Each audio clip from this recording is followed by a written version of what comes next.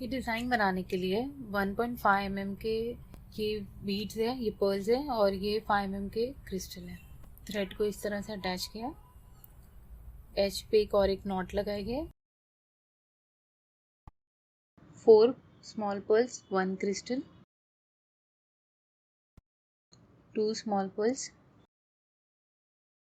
अब इस तरह से होल्ड करेंगे इसे और ये 2 पर्ल्स को सेपरेट करेंगे और ये 2 पर्ल्स में से निडल को इस तरह से निकाल देंगे।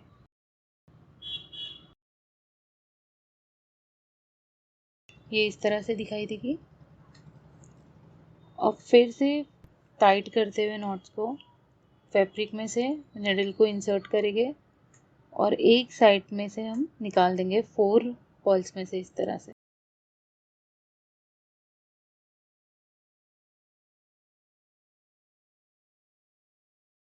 4 पर्ल्स में से।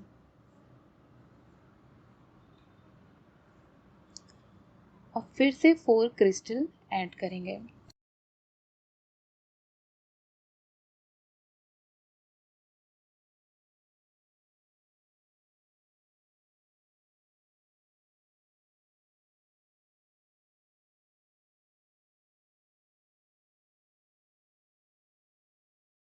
इस तरह से फ्लावर बन जाएगा और यहाँ पर निडल को पीछे निकालते हुए फिर से एक नॉट लगा के टाइट कर देंगे और थोड़े थोड़े डिस्टेंस पे सेम डिज़ाइन बनाते जाएंगे।